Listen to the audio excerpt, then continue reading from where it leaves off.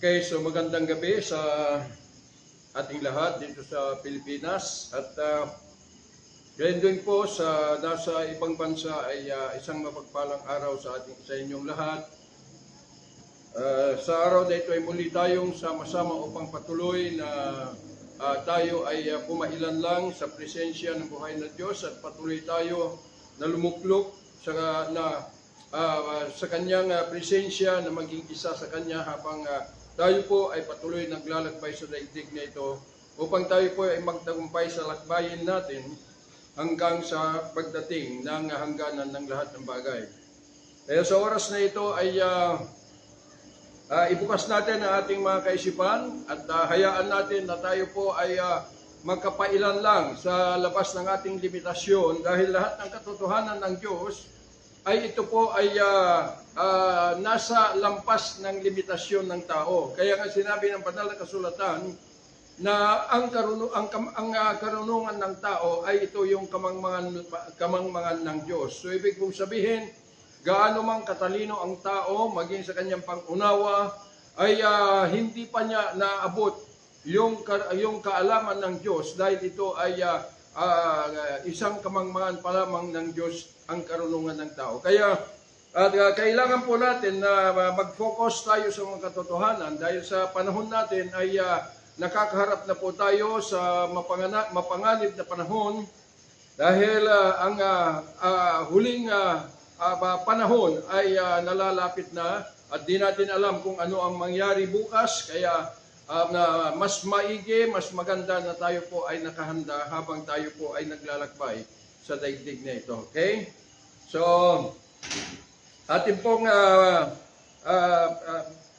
buksan ang ating mga Biblia sa Matthew chapter 10, verse 5 hanggang 8. King James Version. These 12 Jesus sent forth and commanded them, saying, Go not into the way of the Gentiles, and into any city of the Samaritans enter ye not, but go rather to the lost sheep of the house of Israel.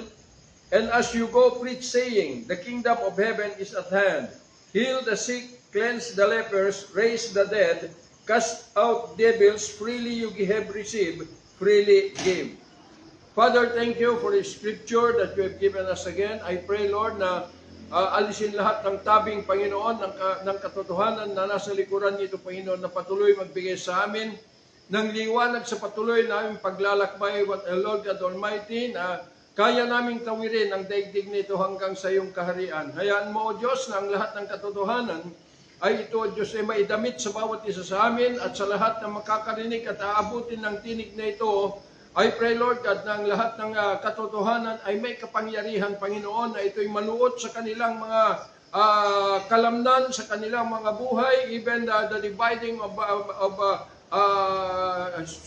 soul and spirit of God Almighty, even the marrows and the bones. I pray in the name of Jesus na sinisiladuhan ko ang kapangyarihan banal mong dugo ang lahat ng ito at ang banal mong pagkabuhay.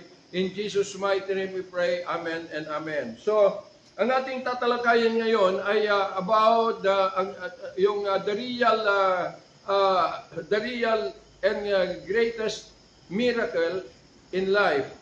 So, kinakailangan po natin na ano ba yung dakilang himala na kailangan natin maunawaan.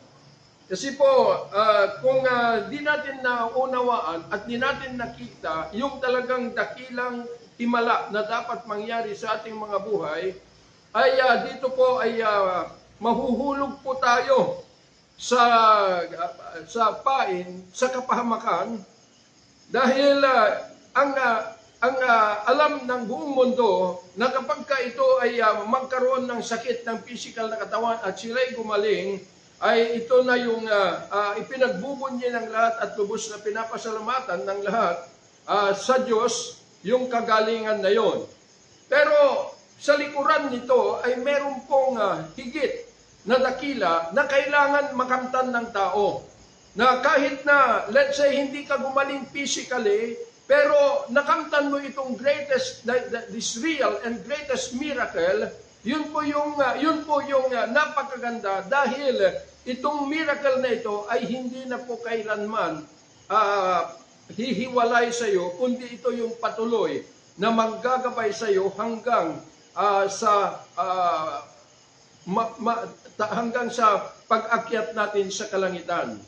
Kaya po kung titingnan po natin itong binasa kong mga bersikulo, ay ito po ay naka-address sa Israel. Actually, yung mga Israelitas ay ito ay na-establish ng Panginoon during the time of Abraham. Ito po yung tinatawag na dispensation of grace. Ito ay meron pong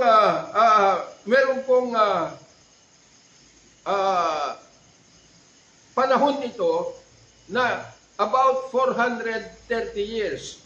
This is the dispensation of grace.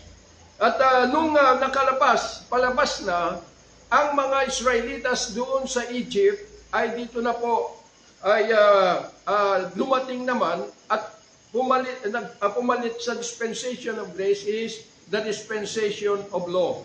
Na ito yung ibinigay ng Diyos kay Moses na kanila pong tuntunin sa kanilang paglalakbay sa daigdig na ito hanggang sila'y magtagumpay sa kanilang lakbayin at yung panahon na itinakda ng Diyos sa kanila upang makaakyat sila sa kalangitan.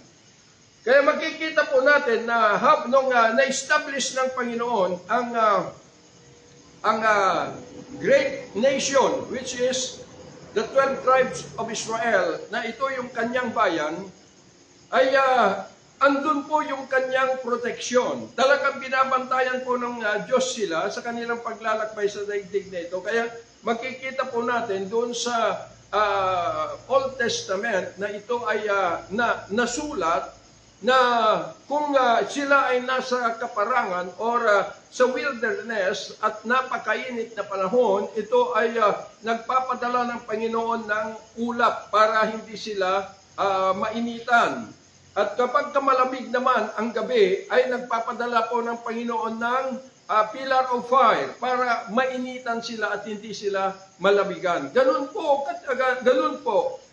katindi ang pag-ibig ng Diyos sa kanyang bayan na kanya pong prinotektahan sila sa kanilang paglalakbay. Kaya kung titingnan po natin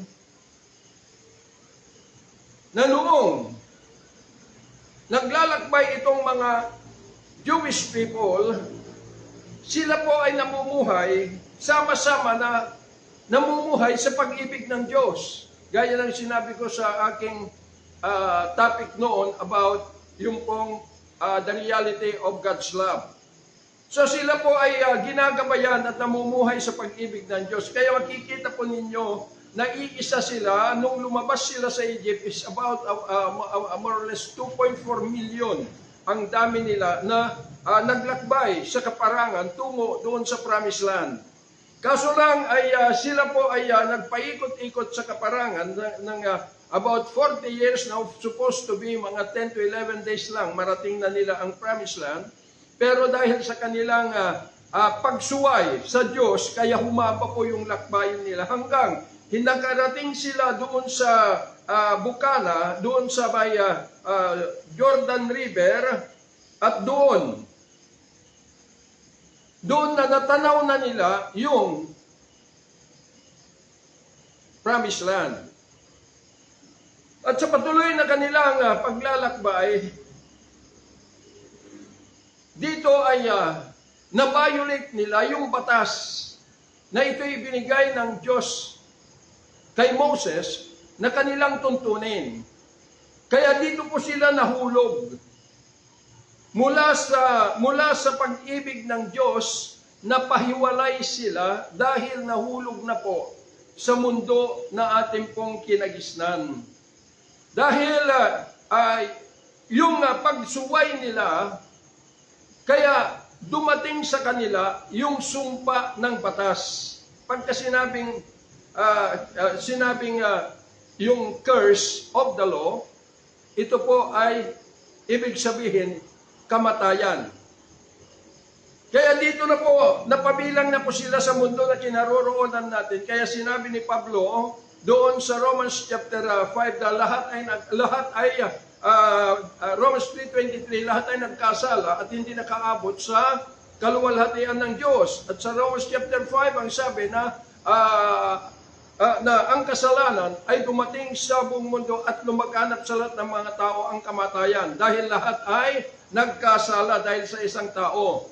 Kaya po makikita po natin na noong nahulog na sila rito, nawala na po yung proteksyon ng Diyos sa kanila. At yung sila po ay nagdanas ng iba't ibang mga pagdurusa na ito ay ito yung ating pong dinadanas bilang mga Gentile by nature. So, andun na po yung sakit, andun na po yung mga diseases, infirmities, andun na po yung tinatawag na leprosy, andun na po yung demon possession. So yung kinagisnan nating mundo na ito na yung mundo na yun yung pinagdurusahan natin ay ganun na rin po yung kanilang pong naging buhay nung nahulog, nung nahiwalay na po sila sa Diyos. Kaya po yun yung hinahabilin ng Panginoon sa kanila na sa kanilang bayan o disipulos na ang sabi rito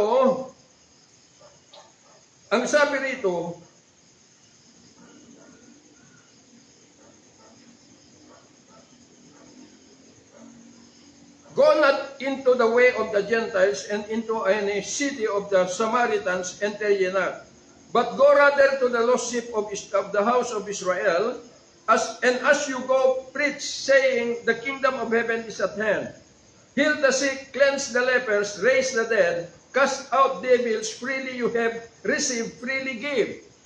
So, kaya inutusan ng Panginoon ng kanyang mga disipulos upang dumako sa kanyang mga bayan.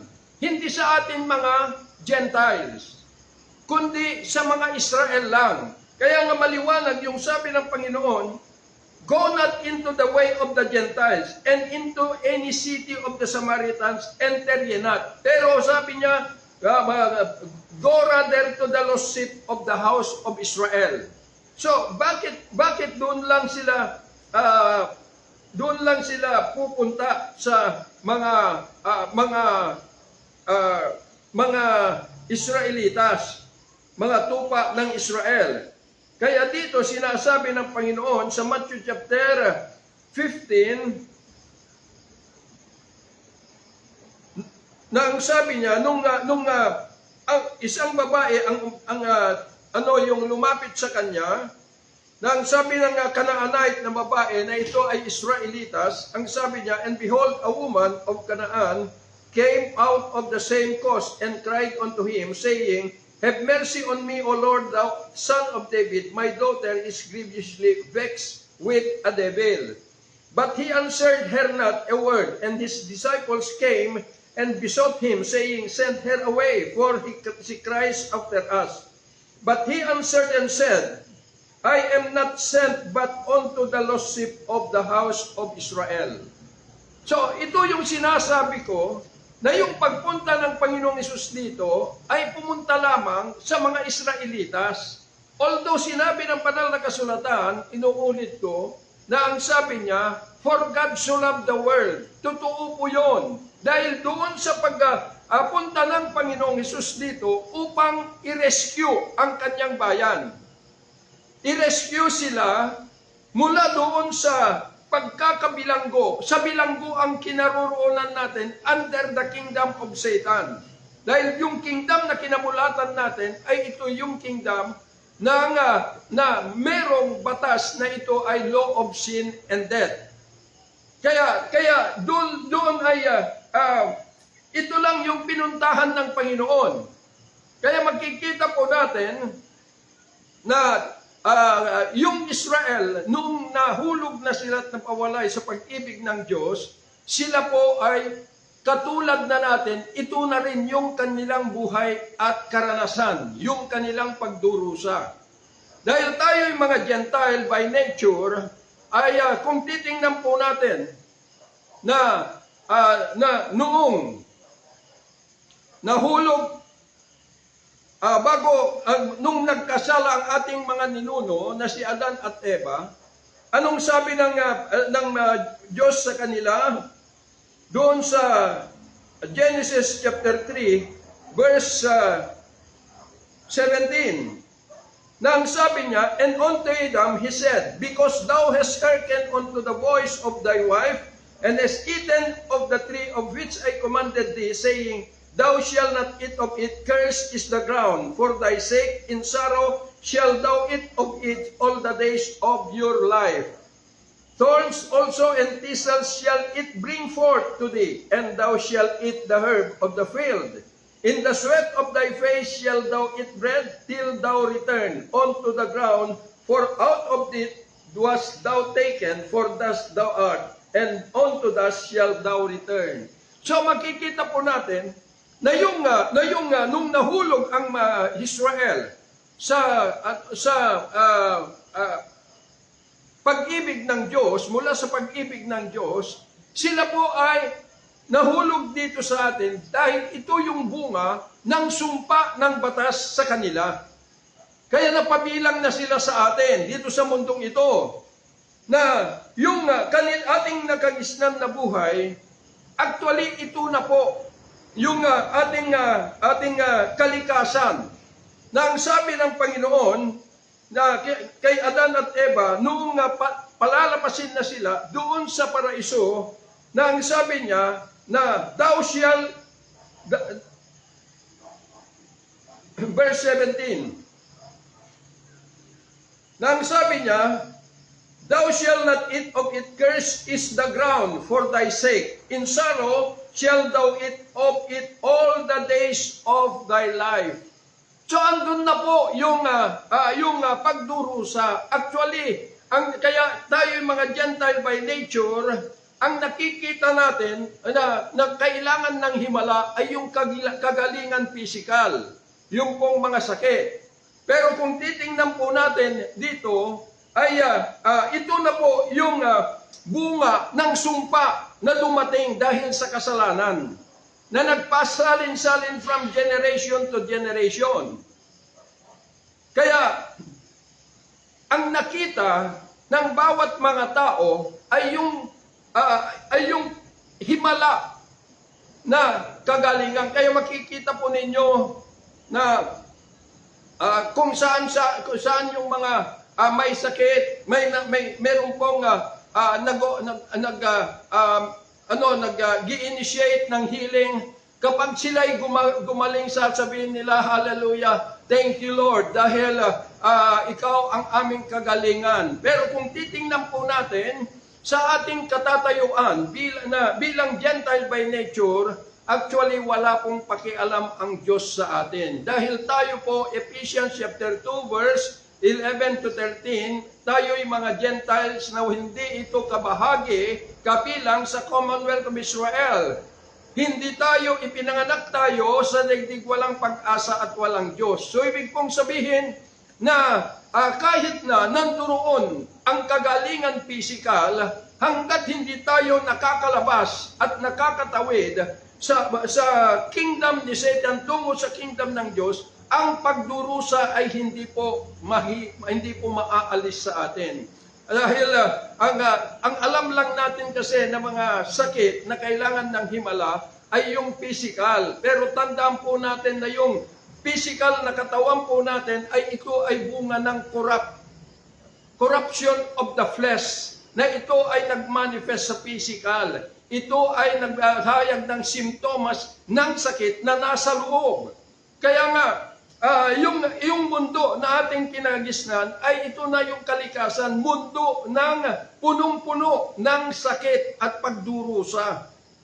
Karamdaman, anduroon lahat.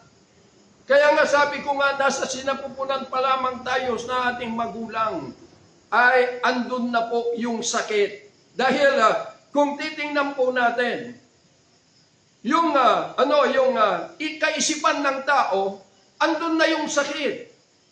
Dahil ito po ay nakita ng Diyos sa Genesis chapter 6, na ang sabi po niya rito, verse 5 and 6, 7, and God saw that the wickedness of men was great in the earth, and that every imagination of the thoughts of his heart was only evil continually.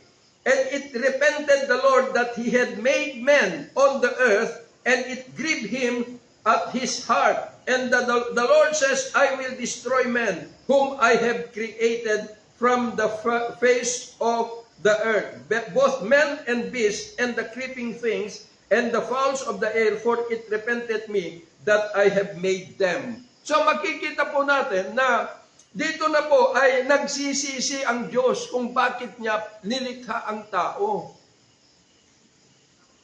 Dahil yung kaisipan ng tao at yung mga lumalabas sa kanilang mga bibig, sa kanilang mga imahinasyon, ay ang sabi, puro kasamahan. So ibig sabihin, sakit yun. Na kung yung kaisipan po natin ay punong-puno ng kasamaan, sakit yun. Lahat ng mga pag-uugali natin ay sakit yun. Kaya pagka ito ay nag-manifest ang corruption ng kaisipan ng tao na masama sa ating physical na katawan, doon na sasabihin may sakit. Doon na sasabihin mayroon ng pagdurusa. Kaya laging sinasabi na kailangan ng kagalingan mula sa ating Panginoong Hesus. Pero di natin nakikita na ang kailangan mapagaling ay yung kaisipan po natin na nakontaminado sa masamang pagkatao ng ating physical na buhay. Na ito po ay dinamitan ni Satan ng kanyang kalikasan. Ginamit po yung ating 5 senses upang ito ay mabihag tayo at mabilanggo sa mundo na ito. Na ito dito na po naghahari si Satan. Kaya sabi ng banal na kasulatan that the whole world is the habitation of devil. Kaya hindi po nakikita ng tao na ang dapat na himala na mangyayari ay yung kalayaan ng kaluluwa. Dahil yung kaluluwa, ito yung tao na nakabilanggo sa katawan na ito na may sakit. Na ito yung nagdulot ng sakit sa pag-iisip na at sa mga emosyon dahil nabilanggo at nabihag tayo sa korupsyon ng laman.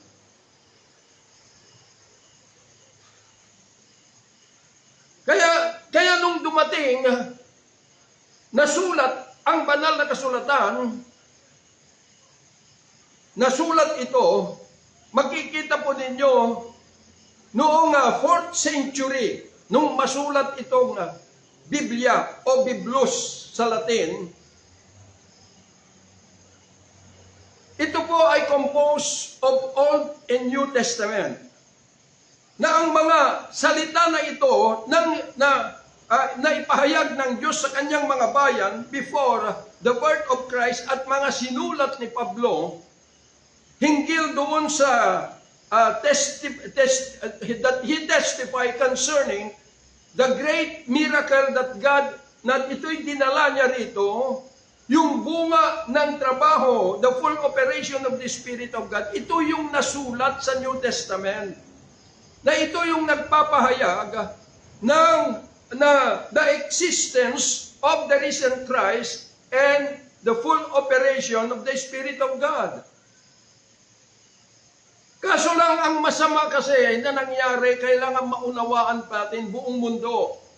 Na noong about 382 AD or 4th century, dito po ay kinanonize yung pong 66 books na nasulat.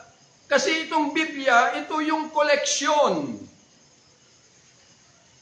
Na koleksyon na mga salita ng Diyos at mga propetas noong Old Testament na ito ay sinulat ng mga propetas at maging yung sinulat ni Pablo. Kaya po, kinolek lahat ito ay isinulat, inilagay sa isang libro noong 4th century. Pero kung kung titingnan po natin, yung mga pangyayari na nakasulat, ay ito po ay throughout the Old Testament hanggang sa 1st century. Ang masaklap dito, nung makanonize, ulitin ko, nung ikinanonize ng mga Roman Catholic, itong 66 books na pinagtibay ng Council ng Rome, ay idineklara nila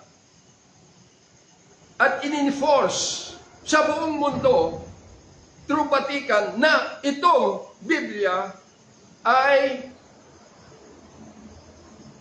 kailangan ito yung batayan ng lahat ng tao concerning yung pananampalataya ng Kristiyano.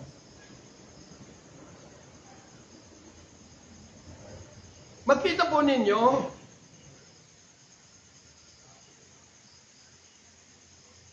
na yung canon kasi, ibig sabihin rule or standard.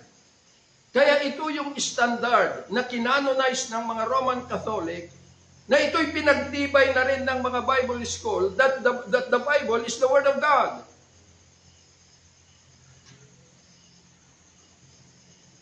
Kaya po, makikita po ninyo nung nabasa na itong sinabi ng Panginoon sa kanyang bayan, nang sabi niya, dumako kayo. Sa Matthew chapter 10, nang sabi ng Panginoon, sabihin ninyo, sabi niya, sa mga nawalang tupa ng Israel, dahil dito kaya ako pumunta, sabi ng Panginoon, dahil upang sila ay i-rescue. Kaso may sakit sila na yung aking pag-re-rescue ay upang palayain sila mula sa sumpa ng batas. Kaya ang sabi ng Panginoon sa kanila na pumunta kayo sa mga nawalang tupa ng tahanan ng Israel at sa inyong pagpunta, sabi niya, ipahayag ninyo na sabihin ninyo ang kaharian ng langit is at hand. Andito na. Pagalingin ninyo ang mga may sakit. Linisin ninyo ang mga merong lepros. Buhayin ang mga patay. Palayain ninyo ang mga naalipin ng demonyo. At nung nabasa natin ito, na ito'y sinabi ng Diyos sa Israel, dahil doon sa pagkakanonize nito, at sinabi na ang Biblia is the Word of God, kaya inaangkin na natin ito.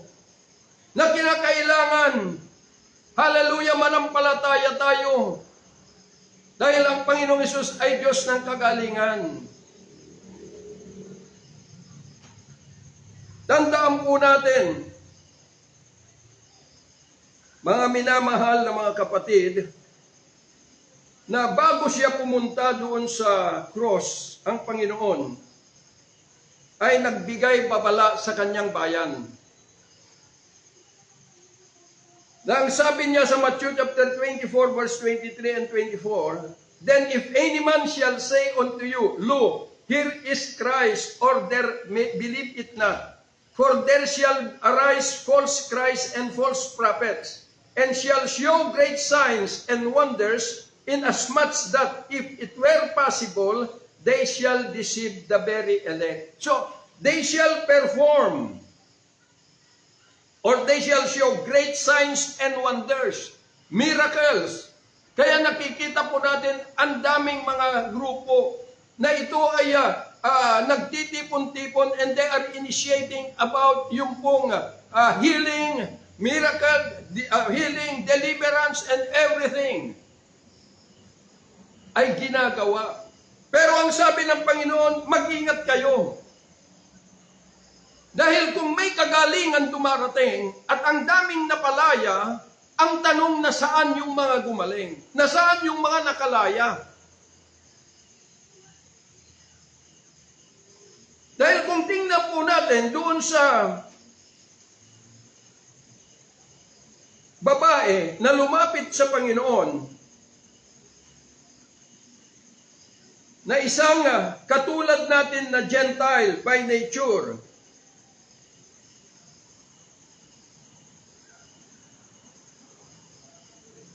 Na ang sabi rito, verse 22, "And behold, a woman of Canaan came out of the same coast and cried unto him, saying, Have mercy on me, O Lord, thou son of David. My daughter is grievously vexed with a devil. But he answered her not a word, and his disciples came and besought him, saying, Send her away, for she cries after us.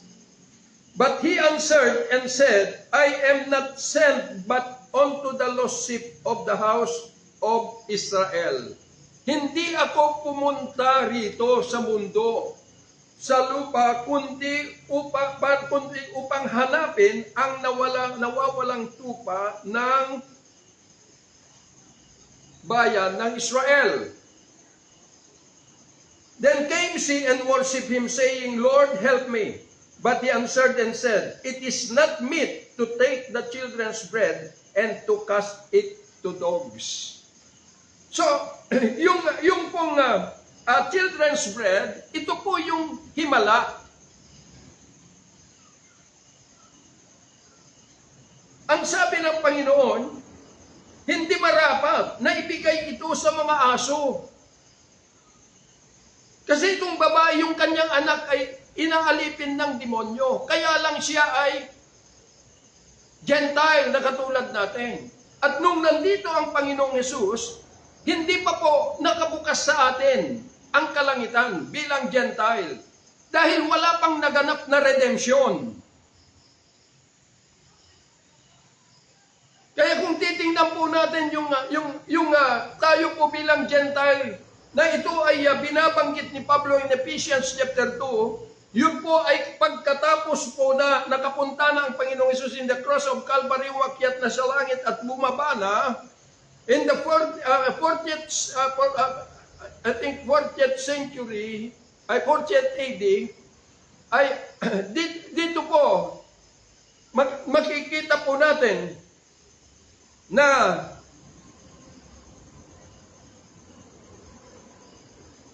maraming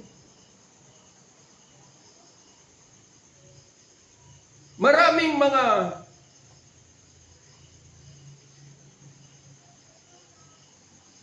nawala ako.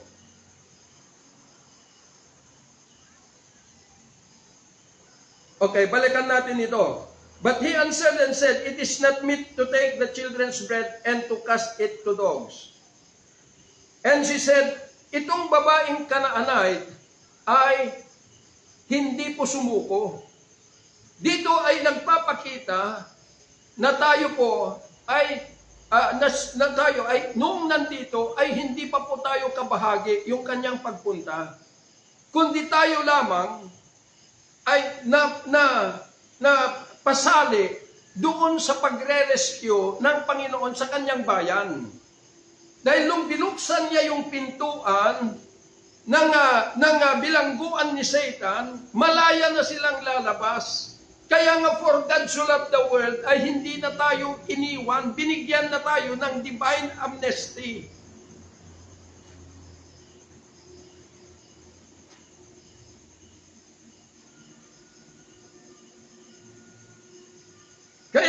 Kaya po, maliwanag po na mula noong umpisa, throughout the Old Testament, hanggang sa 1st century, hanggang doon sa cross ng Panginoong Hesus, we are the enemies of God. Kaaway tayo ng Diyos. Kaya nga yung buhay natin ay puro sakit ang ating pong kinagisnan. Dahil naalipin tayo sa batas ng laman, na ito'y minutibate ni Satan ang kanyang kalikasan. Nandito na yung bumilanggo sa atin. Kaya makikita po ninyo, ang mundo, kahit na walang may sakit na po yung kanilang kaisipan. Bakit? Dahil mas gusto nila na sumunod doon sa kalikasan ng demonyo kaysa yung offer ng Diyos na kalayaan.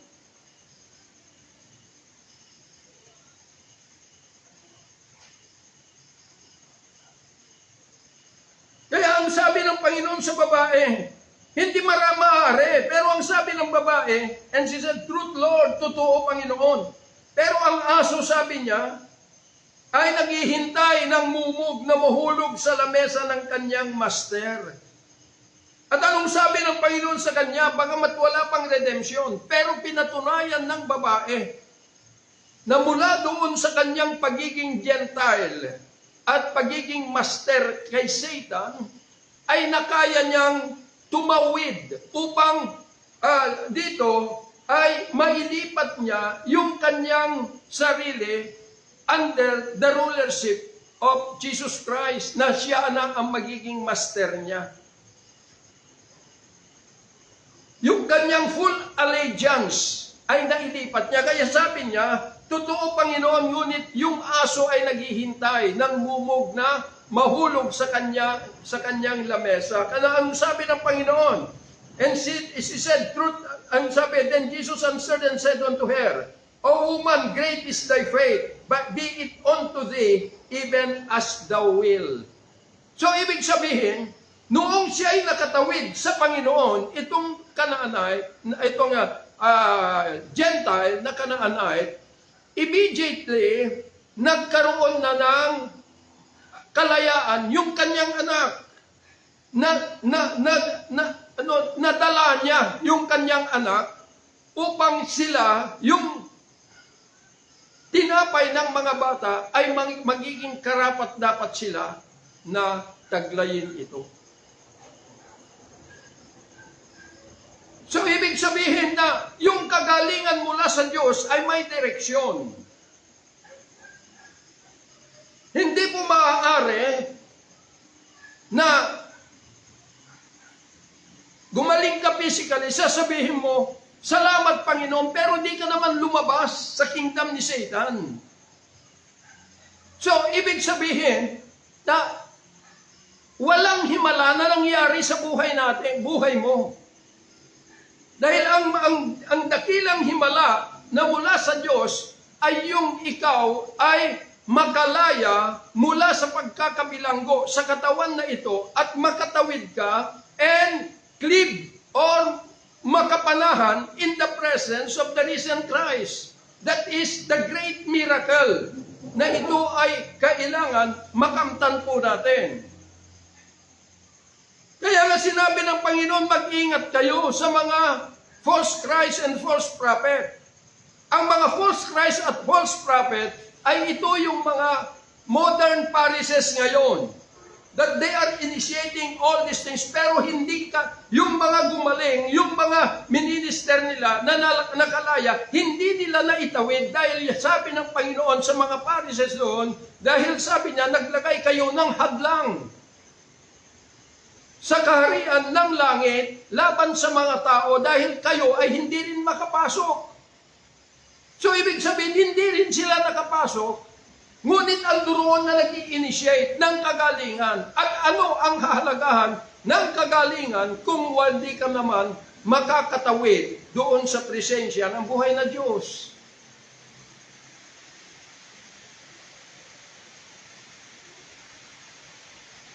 Kaya marami rin himala rito, mga occultic power. Kaya kung nababalitaan nyo yung pare na bumuhay ng patay. Kaya nga, ang mahirap dito, kapag gumaling ang isang tao ay sa bungero, nung may sakit, nung gumaling sa bungero pa rin. Pero ang kagalingan mula sa Diyos ay kung ikaw ay gumaling, ibig kong sabihin, nakatawid ka. At nung andun ka sa presensya ng Diyos, nawala ang iyong sakit dahil hindi siya ang may author ng sakit, kundi si Satan. That is the corruption of sin.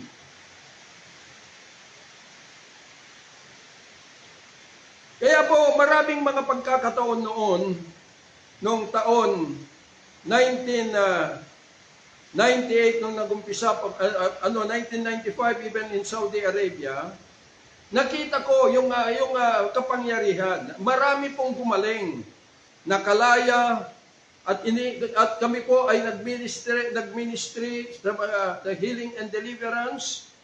Pero nung dumating ng panahon na ito, sabi ng Panginoon sa akin, nasaan na yung mga gumaling? Nasaan na yung mga nakalaya?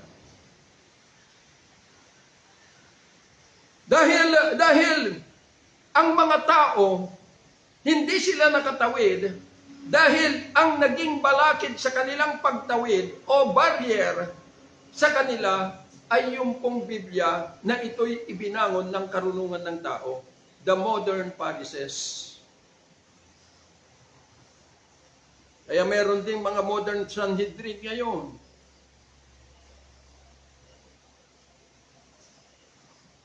Kaya makikita po ninyo, itong dispensation of grace, ay ito na yung full operation of the Spirit of God. Na ito yung sinasabi po ni Pablo sa mga taga-Epesos. Tandaan po ninyo ang mga taga-Epesos ay ito po ay mga Gentile na katulad po natin. Dahil ang Epesos ay ito po yung pinaka-center of worship sa Greek at mga Roman goddess. Pero si Pablo po ay makikita po ninyo na he is the Pharisee of the Pharisees. Ipaliwanag ko ulit. Dahil tandaan po natin na kung ang Biblia ay di natin nauunawaan, ito ay magiging patibong sa iyo or ito yung magdadala sa iyo in the presence of the risen Christ. Makita ninyo na si Pablo, he is the Pharisee of the Pharisees, a perfect teacher of the law.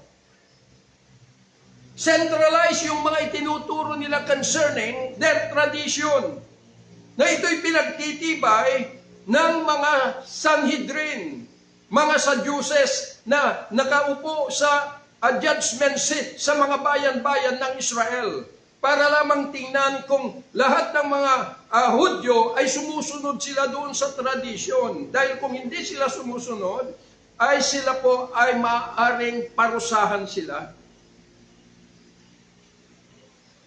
at all cost.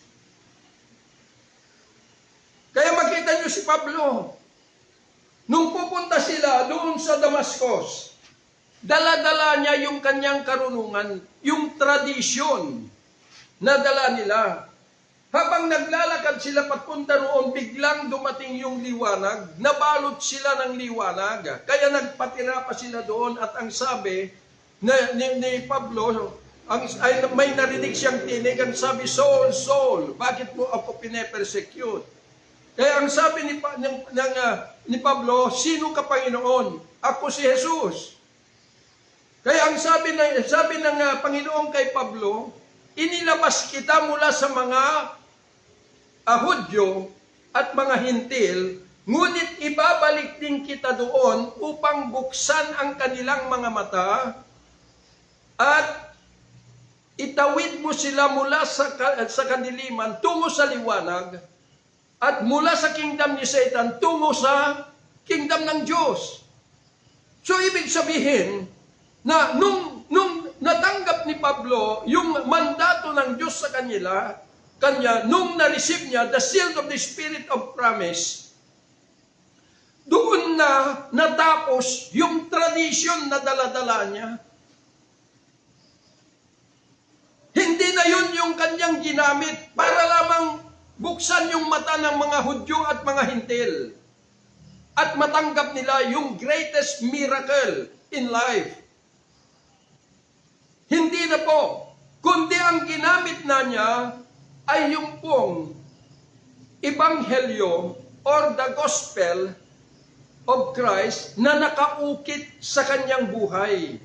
Hindi na po yung Biblia. Kaya nga mali, nakakalito. Dahil sinabi ng Roman Catholic during the 4th century na ito ay salita ng Diyos, ginamit ng salita ng Diyos. Ay yung salita ay hanggang 1st century lang. At ngayon, nasa 21st century na tayo. 2,000 years ago, ay yung pa rin yung salita ng Diyos na dumarating sa mga tao. Centralized ba yung salita ng Diyos? Para ito yung angkinin, kaya makikita nyo, mga Gentile by nature, yung mga salita ng Panginoong Hesus sa kanyang bayan, inaangkin natin dahil ito yung na dumating na information sa atin because of Roman Catholic. At mga kay Martin Luther sa mga tradisyon. Kaya anong nangyayari? Kapag umaawit ka na, sasabihin mo, hallelujah, nakapaglingkod na ako.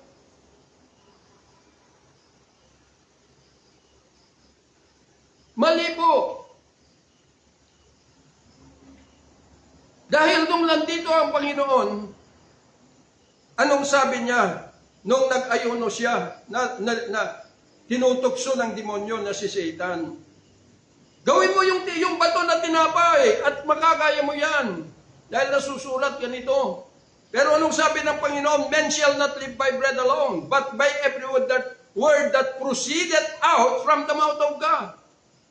So kung yung Biblia ay salita ng Diyos, hanggang 1st century lamang na merong salita na dumating.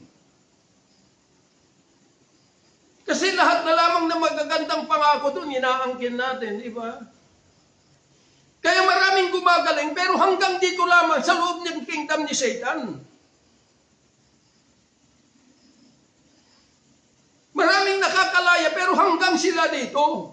Bakit? Kasi hindi nila naitawid yung mga tagapagturo ng mga modern Pharisees, hindi nila naitawid ito.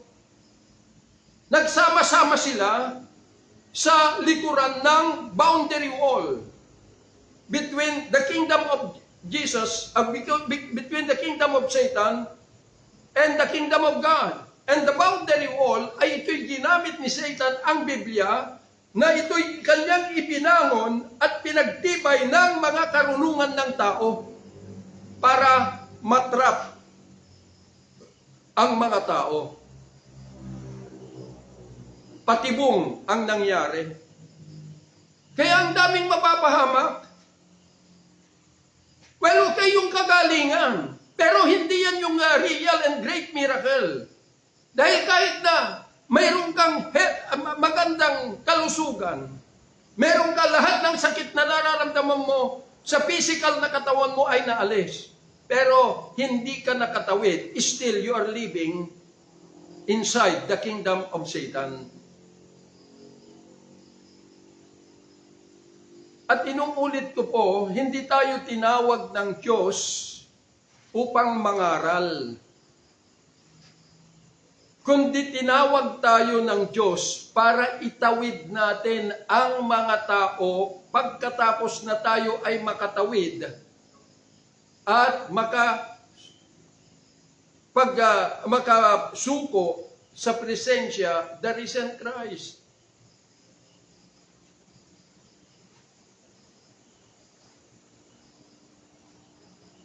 Ang nangyari, andyan na nagsisisigaw ang mga tao, mga papastor sa kalsada. At itong Biblia, itong kasulatan, ang kanilang binabanggit na maniwala lang kayo sa Panginoong Hesus, di ba?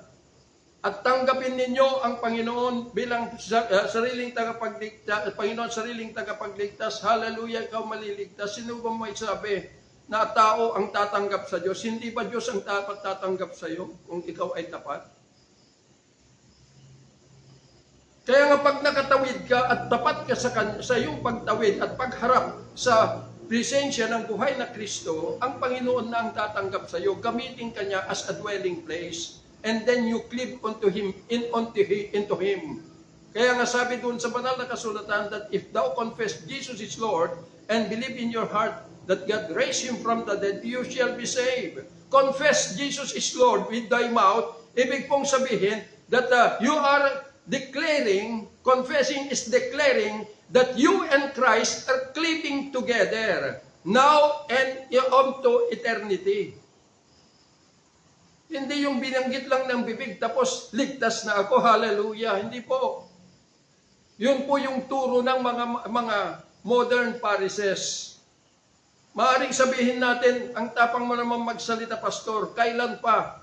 Kailan pa mahahayag ito kung walang matapang na ito ay maghahayag ng katotohanan? At paano magkakaroon ng batayan ng mga modern Pharisees na baguhin yung kanilang desisyon upang makatawid din sila kung wala silang pagbatayan? Kasi ang batayan lang ng lahat itong Biblia. Pero maganda itong Biblia, sabi ko po sa inyo. Pero the Bible is the greatest book na ito'y naglalaman ng information concerning the existence of the risen Christ and the full operation of the Spirit of God. Kaya kung ito ay nalaman mo sa Biblia that there is an existing of the risen Christ, bakit mo sasabihin na ito yung salita niya? Hindi Hanapin mo na siya because He is here, the omnipresent God. And directly communicate unto Him.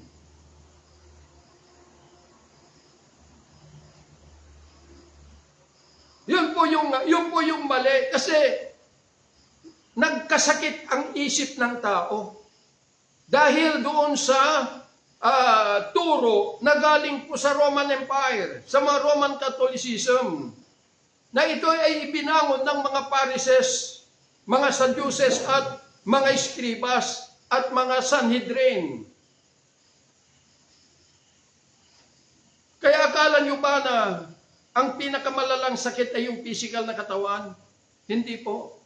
Kahit na gaano kakanser yung katawan mo na yan, once na ikaw ay tumawid, nakatawid, and stand in the presence of the risen Christ, and surrender yourself unto Him, yung kanser ay mawawala. Kaya naalala ko po yung isang kapatid natin dito sa isang barangay dito sa amin, na clinically dead, talagang pinauwi na, wala nang pag-asa. Dahil yung ulo na lang ang gumagalaw, hindi na makapagsalita. Kaya doon sa kanilang barangay ay naghihintay at tinatanong kung saan ibuburol siya, kung saan tahanan. At tamang-tama nung pumunta kami doon at pinuntahan namin, talagang wala na. Putlang-putla na. Talagang ang sabi ng mundo, isang langaw na lang ang hindi pipirma. Kaya ang sabi ko sa Panginoon, Lord, sabi ko, bigyan mo pa siya ng isang pagkakataon na makilala ka. Alam niyo ang nangyari? Nung umuwi kami, hapon yun, nabalitaan ko umaga, andun na sa kanilang banyo, naliligo na, at nagsasalita na, at humihingi na ng pagkain. Ngunit hindi yun yung himala na dumating sa kanya. Kundi yung himala na dumating sa kanya, ang sabi sa Book of Acts, nung maraming gumaling, ang sabi niya, they are added to the church. Ibig sabihin na once na dagdag ka sa iglesia, naintindihan mo kung ano yung nilalayon ng Panginoon, na ang iglesia na sinasabi ng Panginoon ay hindi po yung naibangon dahil sa Biblia.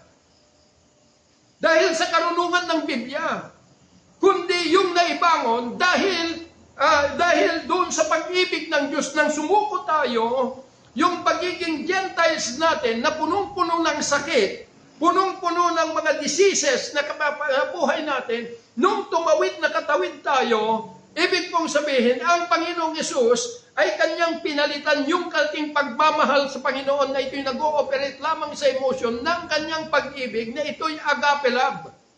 At kanyang binura yung idealing identity na tayo po ay hintil, na ipinanganak sa daigdig na ito, walang pag-asa at walang Diyos. At gayon din yung mga Israelitas in their regeneration, nung nakapasok na sila rito, yung kanilang identity as a Jewish people ay nabura na rin, kundi nagkaroon na ng iisang identity, ang Hudyo at ang Hintil, na ang tawag ay church.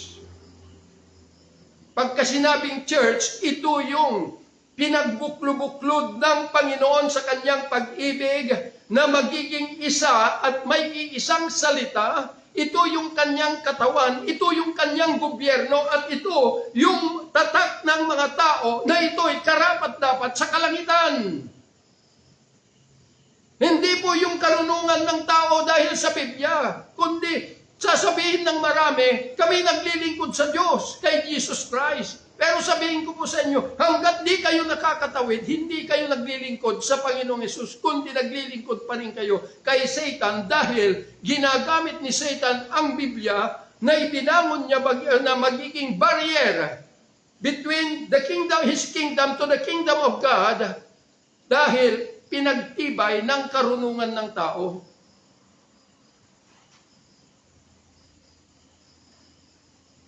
Kaya napakadali. Na ang sabi ng Panginoon, if anyone desires to come after me, must deny himself and take up his cross and follow me. Hindi niya sinabi na basahin mo yung Biblia, yung Scripture.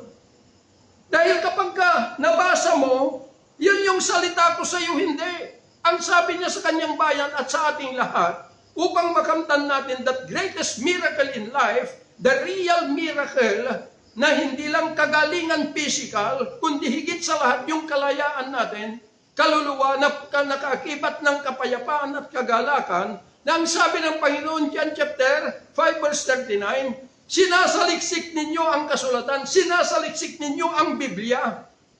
Dahil dito naniniwala kayo na may buhay kayo na walang hanggan. At totoo sabi ng Panginoon, dahil ito yung nagte-testify sa akin. Pero sabi niya sa 40, di naman kayo pupunta sa akin para magkaroon kayo ng buhay.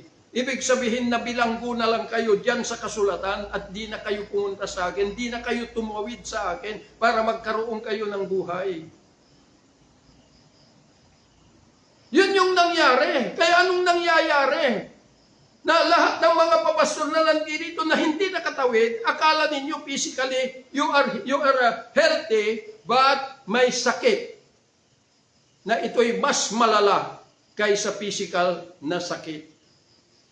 Dahil kaisipan ang na-contaminate sa doktrina ng mga Pariseo, the leaven of the Pharisees. Kaya sabi ng Panginoon, sabi niya, beware to the leaven of the Pharisees and the Sadducees. Ano bang ibig sabihin ng leaven? Pag tiningnan mo po ang sinasabi ng Biblia about the leaven, ito po ay throughout the Old Testament hanggang sa 1st century. Kasi yung Old Testament ito ay hanggang doon sa Christian era. Before Common Era or Christian era. Kaya dito rin nag-uumpisa yung century. Kaya throughout the Old Testament hanggang dito sa 1st century, ang leaven ay nagsisimbolo sa kasalanan. Maliwanag pa yung sinabi ng Panginoon na unless you surpasses the righteousness of the Pharisees, the same you cannot enter the kingdom of God. And the righteousness of the Pharisees, it is the righteousness of the law. And even the righteousness of the pastors, na ito'y graduate sa Bible school, their righteousness is the righteousness of the Scripture.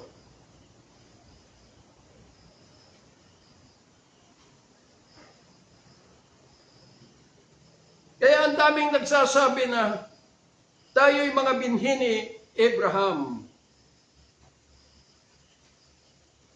Paano ka maging binhi? Pero kung ikaw ay nakatawid doon sa boundary wall in the presence of the risen Christ, at kapag ka nabura na your identity as a Gentile, that because of the grace of God, then ikaw ay cohabited doon sa binhi ni Abraham.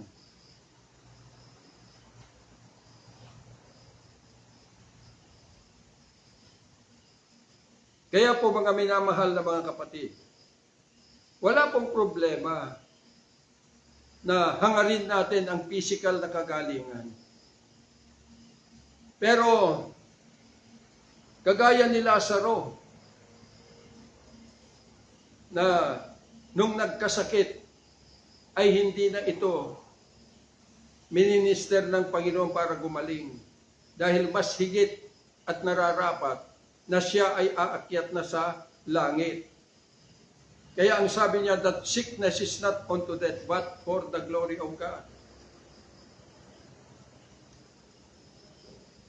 Kaya kung hangarin mo ang gumaling, una sa lahat, kinakailangan na makatawid ka at matagpuan mo the risen Christ.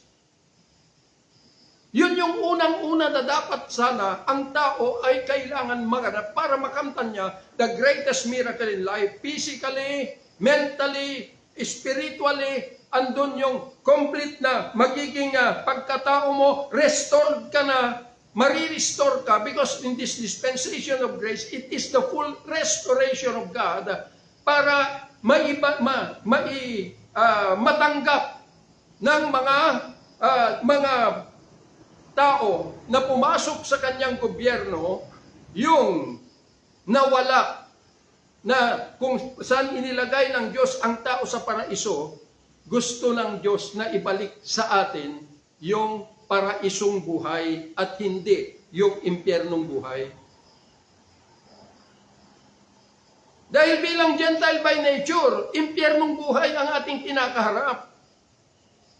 Dahil kahit na anong gawin mong kabuti mo, hanggat nandito ka sa loob ng kingdom ni Satan, you are under the law of sin and death. May sakit ka. Malala yung sakit mo. Maring sabihin mo, Pastor, gumagamit ako ng mga herbal lahat na yan. Kahit na kainin mo lahat ng mga herbal, hanggat di ka nakakatawid, kapatid, from the kingdom of Satan to the kingdom of Jesus Christ, still, may sakit ka. Dahil impyerno pa rin ang buhay na nakakapit sa atin. Kaya inuulit ko, the greatest miracle in life and the real miracle kapag ka ito ay natanggap na natin yung paraisong buhay.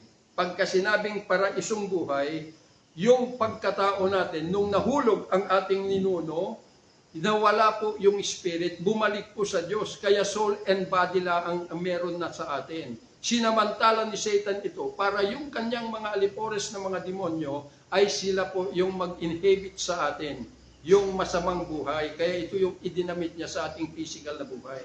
Kaya ginamit niya yung 5 senses natin upang yung kaluluwa natin, tayo kaluluwa, ay mabilanggo.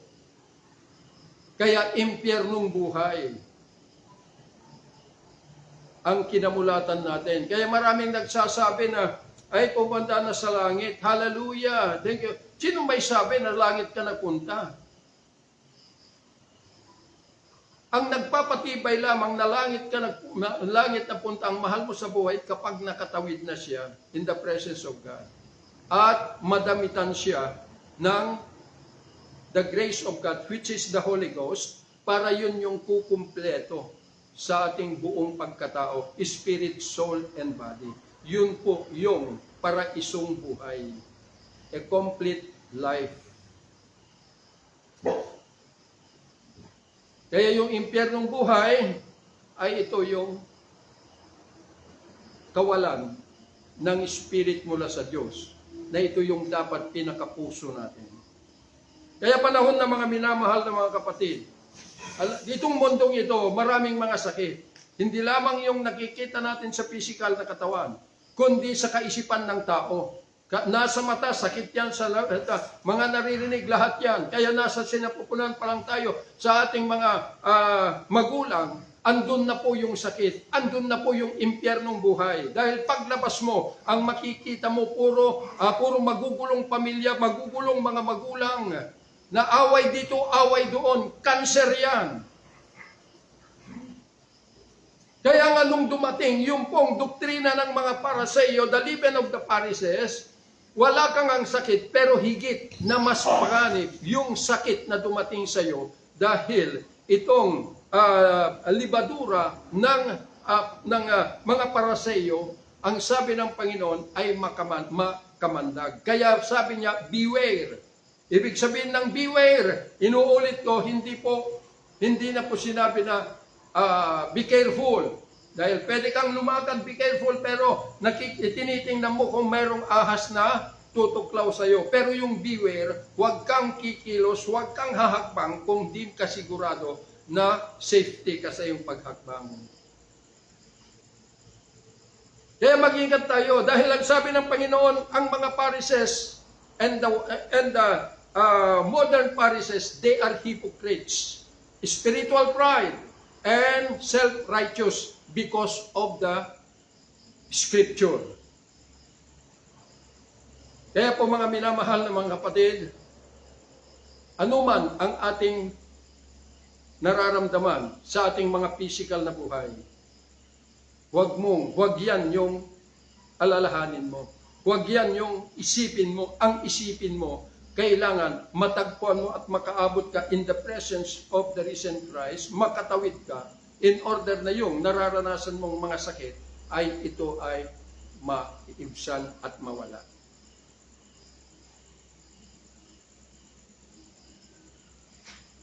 Kaya makikita ninyo ang sakit ng tao, puro panalangin. Diba? Ipinapanalangin ang bansa, ipinapanalangin ang lahat ng nasyon, lahat niyan, dahil yun sinabi na doon sa banal na kasulatan, ang sabi, ipanalangin ninyo ang gobyerno, mga ganyan. Pero yung mga sinasabi dito ay naka-address lamang sa kung saang lugar na ni Pablo ay nagsasalita sa kanila. Hindi sa atin. Dahil sa atin, ang kinakailangan bago ka magkaroon ng ugnayan sa Diyos sa panalangin, kinakailangan ma-establish your connection to God. Makatawid ka in the presence of the risen Christ at dadamitan kanya ng kanyang Espiritu, which is the Holy Ghost.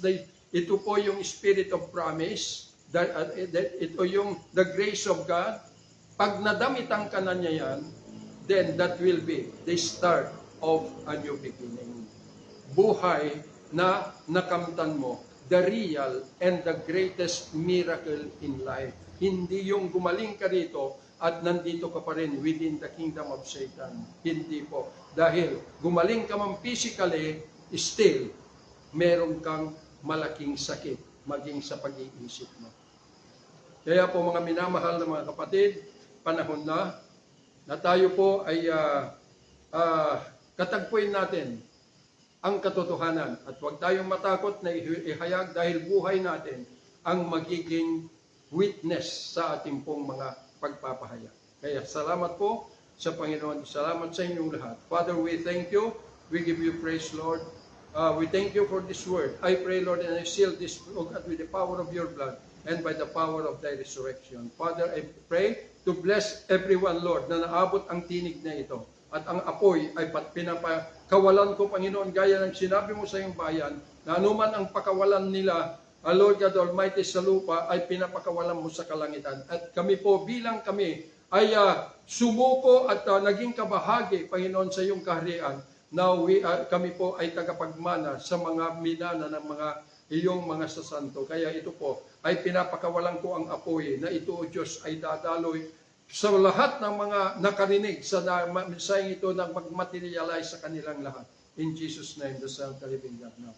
Fire! Father, thank you so much. We give you praise, Lord. Glory and honor, the most wonderful name, Lord and Savior Jesus Christ. Amen and amen.